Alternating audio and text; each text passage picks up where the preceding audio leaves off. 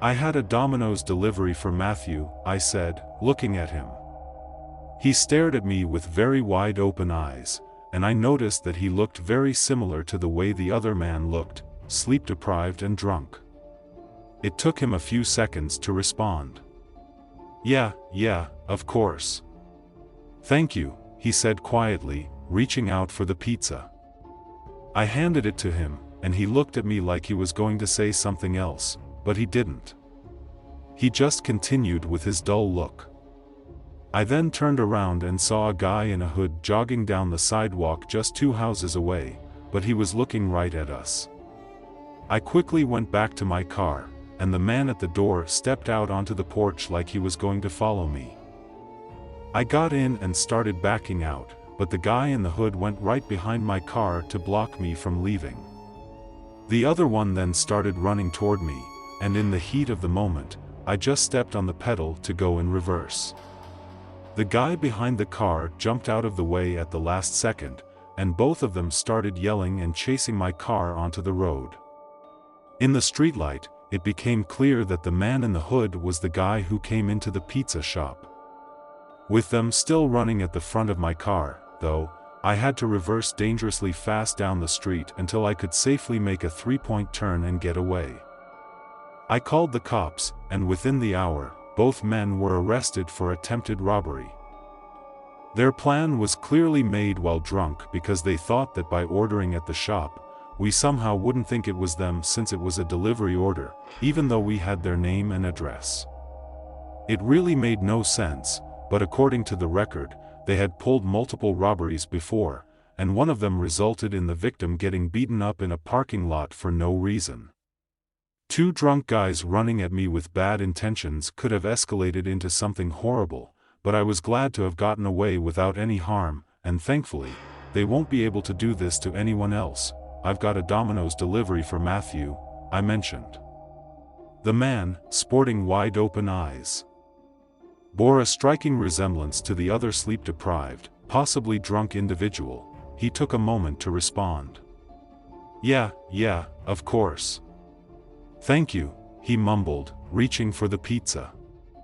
Handing it over, I noticed he seemed on the brink of saying something more but continued with his blank expression. As I turned, a hooded figure jogged down the sidewalk a couple of houses away, his gaze fixed on us. I hurried back to my car. The man at the door stepped onto the porch as if he wanted to follow. I started backing out, but the guy in the hood positioned himself behind my car to block me. The other one charged toward me. In the heat of the moment, I reversed rapidly down the street until I could safely turn and flee. I dialed the cops, and within an hour, both men were arrested for attempted robbery. They'd concocted their plan while drunk, assuming that ordering at the shop would throw us off their trail, despite having their name and address.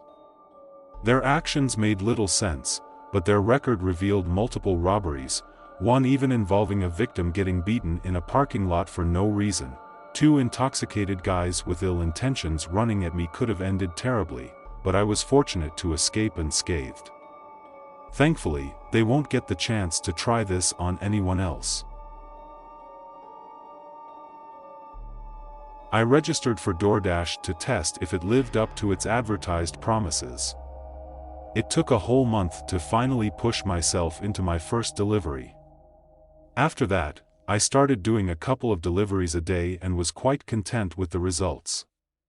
A few months later, I quit my grocery job and began dashing every day after school and even most weekends. One night, I was working extra late due to the holiday weekend. I was behind the wheel from 8 p.m. until 2 a.m., mainly shuttling back and forth from the 24/7 McDonald's. A little past 2, I picked up another McDonald's order and set off to deliver it. The drop-off location was some sort of warehouse, and the notes instructed delivery through the side doors and drop-off at the front desk. Arriving there, I pulled into a vast, mostly empty parking lot, hosting only a few semi-trucks. The building, an old warehouse, was a large rectangle with a few windows and a single front door. Confirming the delivery through the side door, I parked, the side door, one of those heavy metal ones with a small glass window, was tough to see through due to my car's headlights creating a glare. Peering through that tiny window, all I spotted was a small, dark entrance room. As I pushed the door open, the darkness hit me instantly. There was only a dim wall light in the corner, serving more as a safety light. With no front desk in sight, I ventured around the corner and found myself at the end of a long, unlit corridor. I knew most places with night shift workers didn't keep unnecessary lights on, but this felt excessive. I couldn't even see the end of the hallway, so walking down there meant stepping into complete darkness. I pulled out my phone and checked for the third time if I had gone to the wrong place or entered through the wrong door. Everything seemed right, but there was no way I was venturing down that hallway. The more I pondered, the more I realized how eerily silent the whole building was. No machinery sounds or people chatting, just absolute silence. I decided to call the customer. I found their name and dialed the number. Moments later, a phone rang, echoing from the other end of the hallway.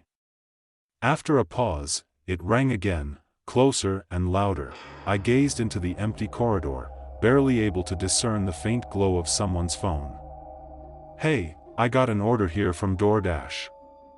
I'm gonna leave it right here for you," I said, placing the bag down. A large figure emerged from the dark corridor, but they remained silent. I hesitated for a moment, feeling unsettled by their fast, wordless approach. It felt like someone might jump out from behind at any moment. Without thinking twice, I turned around and hurried back to my car. A few moments before I pulled away, I noticed some movement behind the small glass window on the door. The whole incident sent chills down my spine, prompting me to call it a night and head straight home. In the end, I chose to believe it was just a strange situation, but nothing actually occurred. A couple of days passed, and on Monday evening while I was driving, I received a strange call. It was from the police department. They questioned why I was at that specific warehouse at 2:30 a.m. on Saturday morning. They had security footage of my car arriving. After explaining I was a DoorDash driver and providing proof with the delivery receipt, they explained the situation. Workers returned from their holiday weekend to find a DoorDash delivery left in the middle of the hallway. Someone had broken in and placed an order using a fake account, which was scary enough. What made it even creepier was that they didn't take the bag of food. It was clear they were after something else. I don't know what they were seeking from me, but I can only assume that had I stayed and waited for the man, something terrible might have happened.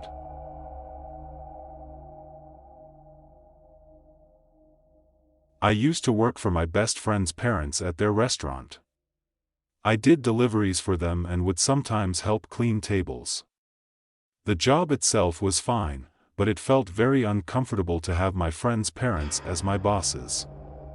I thought it wouldn't be too bad after a while, but it just never got better.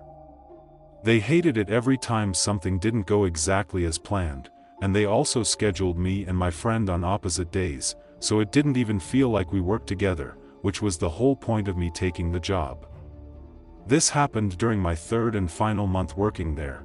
It was a regular night to start, getting a few quick deliveries, but it really slowed down toward the back half of the night. My friend's dad hated it when it was slow because I'd be standing around waiting for orders, and he'd always be grumpy about it, even though it wasn't my fault. Around 8:30, which was an hour since my last delivery and 30 minutes until the end of my shift, he picked up a phone call, and I overheard him say that we could deliver afterward. He made the food and handed me the bag to deliver, but when I searched the address up, it was 40 minutes away. Of course, I complained because by then, my shift was over in 15 minutes, and this delivery would take nearly an hour and a half. He didn't care. I could tell he was just upset about me waiting around, which, again, was not my fault. But after a brief argument, I did as he said. 40 minutes was pretty far away for our small town, so I had no idea where this address was. By the time I was 2 minutes away, it was just before 10 p.m. There were no houses nearby from what I could see until the last minute of the drive, when it had me turn down a small street that led to a row of maybe 6 houses. They all looked old and outdated, and they were the only houses I'd seen in the last 5 minutes of driving. I slowly passed by each house and looked at their numbers until I found the right one. Then, I parked on the street right next to the driveway. I'm not gonna lie, this place gave me some spooky vibes. It was so far from everything, and the houses themselves were just old and creepy. I got out and brought the bag up to the doorstep, then rang the doorbell. Nobody came to the door, so I tried knocking. It was late, and I wanted to get this over with, so I was getting impatient as I waited. I looked around, and the street had no cars on it or in any of the driveways. None of the actual lights were on inside any of the houses. I carried the bag back to my car and called the customer's cell. They didn't pick up, so I just sat in my car and tried to think of what to do next.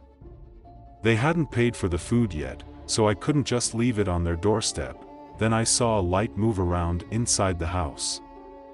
I got out and saw the light move through the downstairs windows and over to the front door. Then it turned off. A second later, the door opened. There was a young man, early 20s, standing in the doorway, holding a large flashlight in one hand and a grocery bag in the other. I walked up and asked if he had ordered the food. He nodded and apologized for taking so long to answer the door. I said it was all right and tried to hand him the bag, but he just held up both of his hands to show me they were full. Then he asked if I'd kindly put the food on the kitchen table for him. I wasn't sure if he was joking or not at first, because he easily could have just put the flashlight or grocery bag down for a second. But then I realized he was serious. I peeked around him, and from the short entryway, I could tell that there was something off about this place. It was dusty all over, and it looked empty. Once I saw that and thought about the flashlight being used instead of the regular house lights, I was almost sure that this place was a vacant house. The man was still looking at me and waiting for a response. "Sorry, I'm actually in a rush. If you could just pay really quick, then I'll leave the bag right here on your porch," I said. He didn't like that answer, and he showed it with his face. He sat down the grocery bag and took one step out of the doorway and onto the porch. I backed up, so as to not be too close to him.